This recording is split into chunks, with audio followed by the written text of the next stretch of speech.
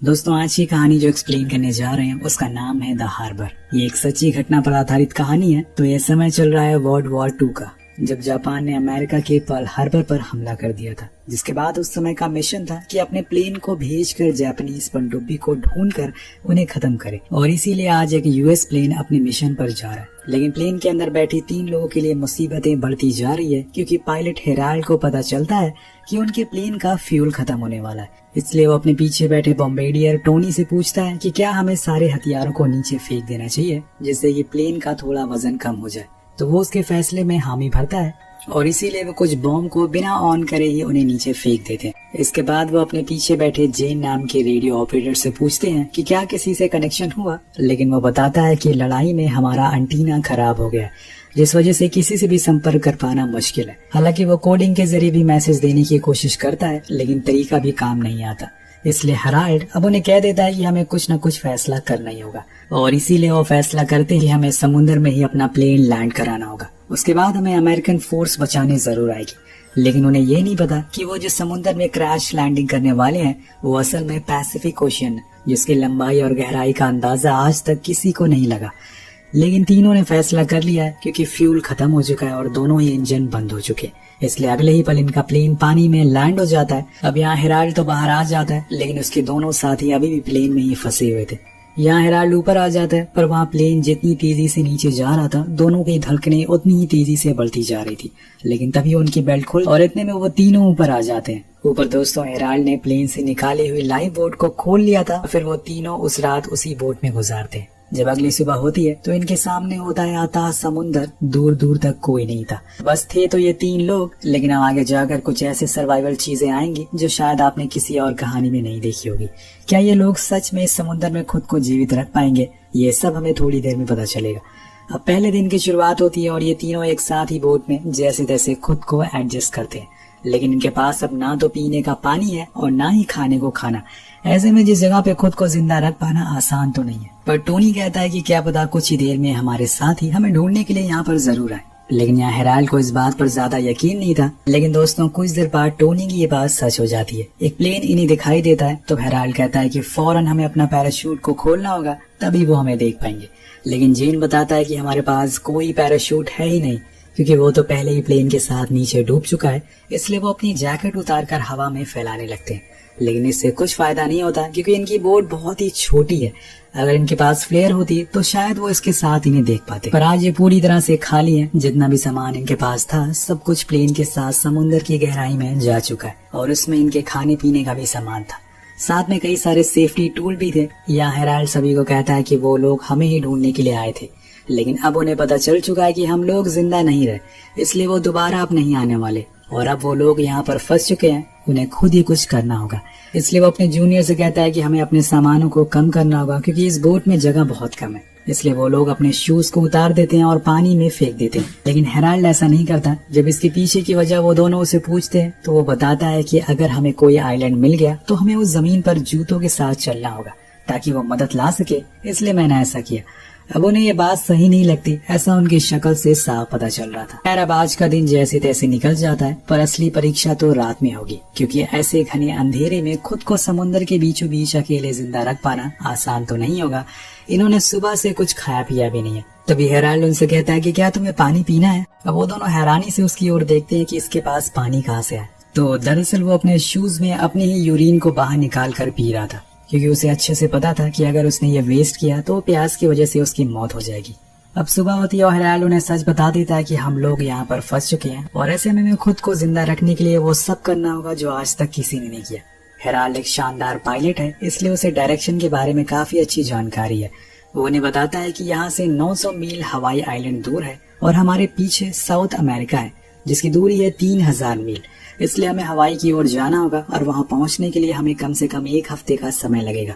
तो टोनी कहता है कि ये कैसे मुमकिन है, ऐसे 1 हफ्ते में हम लोग तो भूख और प्यास की वजह से मर जाएंगे। पर जेन उन्हें समझाता है कि हम लोग पानी में हैं और यहाँ मछलियां हैं जिसे पकड़कर खुद की भूख हम मिटा सकते हैं। इसलिए वो अपने पास जितने भी सामान होते हैं उन्हें इकट्ठा करके और फिर उनसे एक ट्रैप बनाते हैं। उसे पानी में फेंक देते हैं। कुछ ही समय के बाद उनके ट्रैप में एक मछली फंस जाती है, लेकिन जब वो उसे ऊपर खींचते हैं तो उसमें लगा हुआ ट्रैप भी गायब हो जाता है। और इन्हें ये याद रखना चाहिए कि ये किसी नदी के ऊपर नहीं है, बल्कि पैसिफिक ओशियन के ऊपर है, जहाँ कुछ ऐसे जीव घूम रहे हैं जिनकी भूख इंसानों को खाकर भी खत्म नहीं होती। इन सब चीजों के साथ इनका सामना झुलसा देने वाली गर्मी से भी होता है। इस गर्मी से बचने के लिए जेन पानी में कूद जाता है ताकि वो खुद को ठंडा रख सके, लेकिन उसकी इस हरकत से हेराल्ड खुश नहीं होता और उसे कहता है कि पानी में शार्क है जो तुम्हें खा सकती है, इसलिए फौरन वहाँ से बाहर निकलो। वो लौट आता है, लेकिन यहाँ धीरे धीरे करके समय बीतना शुरू हो गया था और इतनी मुशक्कत करने के बाद भी इनके हाथ एक भी मछली नहीं आती, ना ही इनके पास अब पानी है। इनकी हालत अब पहले से और खराब होती जा रही है, जो कि आप तीनों के चेहरे से साफ पता लगा भी सकते हैं। अब यहाँ टोनी को समुद्र का पानी देखकर लालच आने लगता है, उसे उसको पीने का मन करने लगता है और वो अपना पूरा मन बना भी लेता है, लेकिन हेराल्ड उसे समझाता है कि ये पानी नमकीन है, ये तुम्हारे शरीर को अंदर से खत्म कर देगा। पर यहाँ टोनी की भी क्या गलती है, ये हालात ही कुछ ऐसे बन चुके हैं, उसे प्यास बर्दाश्त ही नहीं हो रही है। उसे अब कुछ भी समझ नहीं आ रहा है कि आखिर करा तो करा क्या जाए। यहाँ हेराल्ड उसे कहता है कि ये जो कुछ भी हो रहा है ये सब मेरी गलती है, क्योंकि मैंने उस सबमरीन के ऊपर से जहाज को उड़ाया था और फिर हम रास्ता भी भूल गए, जिसकी वजह से फ्यूल खत्म हो गया। पर जेन कहता है कि इसमें हमारी कोई गलती नहीं है, रेडियो कंट्रोल ने हमारे सवालों का कोई जवाब ही नहीं दिया, जिसके कारण आज हम यहाँ पर फंस चुके हैं। उनकी बातों से आप अंदाजा लगा सकते हैं कि तीनों में कितनी अच्छी अंडरस्टैंडिंग है और ऐसी जगह में ऐसे ही सूझबूझ की जरूरत पड़ती है जो इन्हें यहाँ पर जिंदा रखेगी। इसी बीच हेराल्ड को याद आता है कि उसके पास एक पेंसिल है जिसकी मदद से वो एक चार्ट बना सकता है, जिससे कि इन्हें आइडिया हो जाएगा कि इस समय पर ये कहाँ पर है।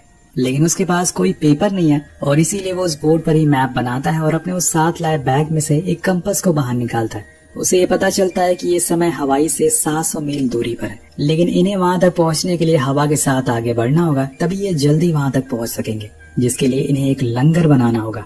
जिसकी तैयारी में ये तीनों लग जाते हैं और इन्हें एक आइडिया आता है।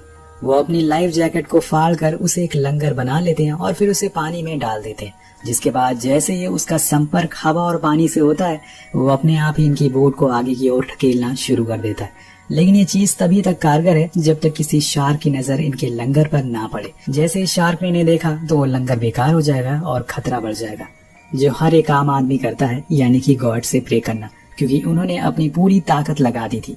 बाकी अब ऊपर वाले के हाथ में है, तीनों हाथ जोड़ लेते हैं और अपनी सलामती की दुआ मांगते हैं।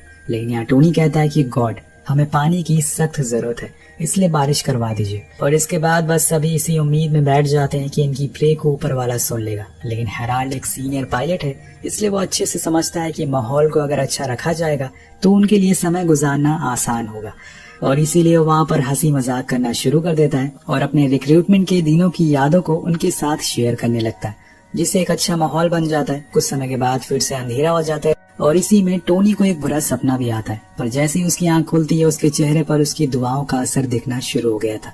जी हाँ दोस्तों, बारिश होने लग गई थी।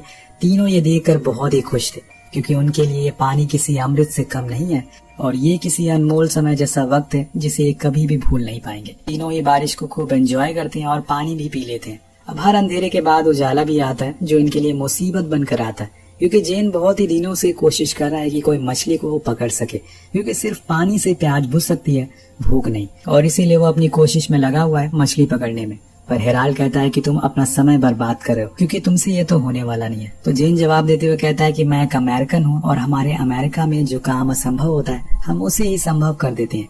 ये कहकर वो अपनी जेब से चाकू निकाल लेता है और उसे देखकर हेराल्ड फौरन चाकू को अंदर रखने को कहता है, क्योंकि अगर उस चाकू से हल्की सी भी खरोच उनकी बोट पर लग गई तो वो लोग अपनी बोट को खो देंगे। लेकिन वो नहीं सुनता और पानी में उसको मारने लगता है। तभी वो जाकर किसी चीज में अटक जाता है। उसे लगता है कि उसने गलती कर दी, क्योंकि ये बोट भी हो सकती है। अब हेराल्ड तुरंत उसके पास आता है और उसे चाकू वहीं लगे रहने को बोलता है। लेकिन कुछ ही देर बाद जेन को पता चलता है कि ये असल में शार्क का बच्चा है और आज उनकी लॉटरी लग गई है, जिससे वो खींच कर बाहर निकालते हैं और उसे बीच से काटते हैं।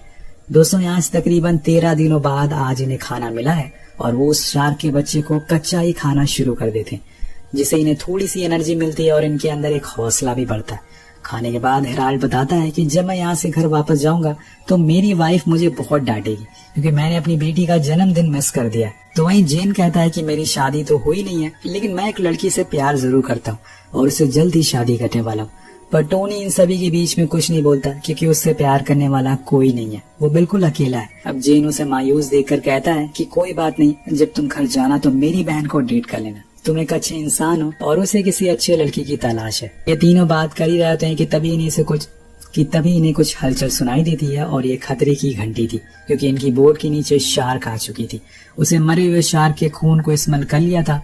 ये तीनों चौकन्ना हो जाते हैं पर वो उन्हें कुछ नहीं करती और कुछ ही समय बाद वहाँ से चुपचाप चली जाती है। शायद आज इनकी किस्मत अच्छी थी, लेकिन ऐसा बार बार नहीं होने वाला है।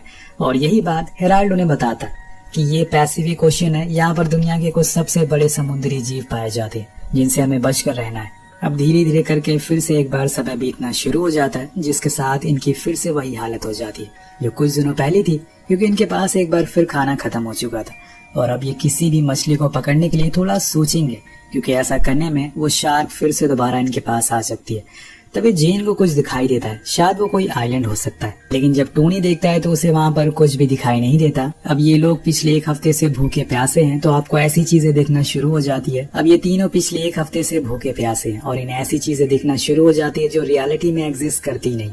अब यहाँ पर जेन अपना आपा खोना शुरू कर देता है। वो टोनी से उसकी बंदूक मांगता है, पर वो क्यों मांग रहा है ये टोनी को पता नहीं है। शायद वो खुद को मारना चाहता हो, लेकिन वो उसे इतना जरूर कहता है कि चुप रहना।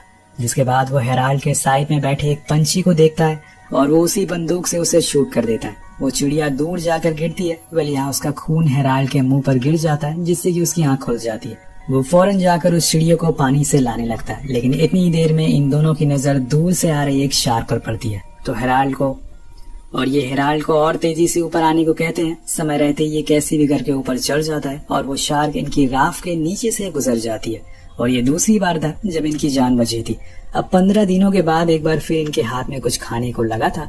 ये अपना पेट भरते हैं, पर यहाँ अब तीनों का मानसिक संतुलन बिगड़ने लग गया था। इतने दिन पानी में ऐसे रहकर ये बात टोनी जानता था कि ऐसी हालत में खुद को काबू रख पाना आसान नहीं है, इसलिए वो उस बंदूक की बची हुई सारी गोलियों को पानी में फेंक देता है ताकि कोई किसी दूसरे को नुकसान ना पहुंचाए और ना ही खुद को।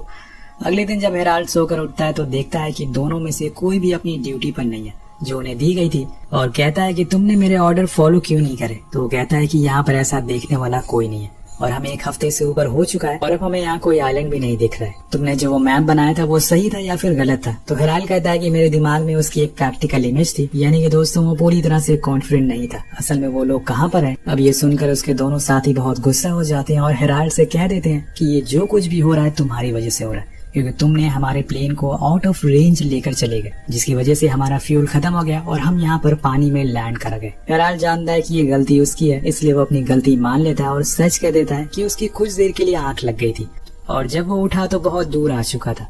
वहाँ से वापस रेंज में जाने के लिए उनके पास पर्याप्त मात्रा में फ्यूल नहीं था और वो उन दोनों से रोते हुए माफी मांगता है। अब जो कुछ भी हुआ उन्हें भूल कर आगे बढ़ना होगा। अब जेन उस मैप को देखता है जो हेराल्ड ने उस लाइफ जैकेट पर बनाया था, जिससे वो हेराल्ड को देता है और कहता है कि ये हमारी आखिरी उम्मीद है। लेकिन यहाँ हेराल्ड को एक आइडिया आता है। वो अपने शूज को फाड़ देता है और फिर उसके सोल को एक चप्पू की तरह इस्तेमाल करता है और फिर वो लोग अपनी बोट को आगे बढ़ाना शुरू करते हैं। यहाँ पे हेराल्ड सभी से वादा करता है कि जैसे ही वो घर पहुंचेगा वो सभी को एक 5 स्टार होटल में पार्टी देगा। पर यहाँ अभी भी ये सफर लंबा था क्योंकि ये एक चप्पू की मदद से समुद्र को पार नहीं किया जा सकता। इन्हें यहाँ पूरे 30 दिन बीत चुके हैं, पर अब ये जिंदा लाश की तरह बन चुके हैं। इन्हें अब कुछ बोलने में भी तकलीफ हो रही है और वो इस कदर कमजोर हो चुके हैं जो इनके शरीर को देखकर आप अंदाजा लगा सकते हैं। लेकिन न जाने अभी कितने दिन इन्हें यहाँ पर गुजारना है और पता नहीं ये सच में घर पहुँच पाएंगे या फिर नहीं। दूसरी रात एक बार फिर से ऊपर वाला इनके ऊपर मेहरबान होता है और बारिश हो जाती है, जिससे इन्हें बहुत फायदा होता है।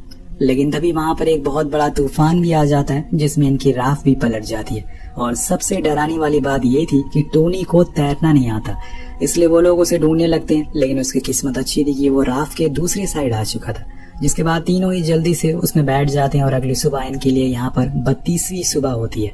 ये पूरी तरह से बेबस हो चुके हैं। इतनी दिनों में जितनी भी चीजें इन्होंने बनाई थी, इकट्ठा करी थी बोट पर, वो सब तूफान में बह चुकी है, जिसमें वो मैप भी था। उधर जेन को टोनी की बहन के विजन आना शुरू हो जाते हैं। जब वो इस बारे में टोनी को बताता है तो वो कहता है कि तुम दोनों बहुत अच्छे कपल बनोगे। लेकिन यहाँ हेराल्ड उन दोनों की बातें सुनकर उनसे माफी मांगता है और कहता है कि मुझे नहीं पता कि ये सब इतना बढ़ जाएगा।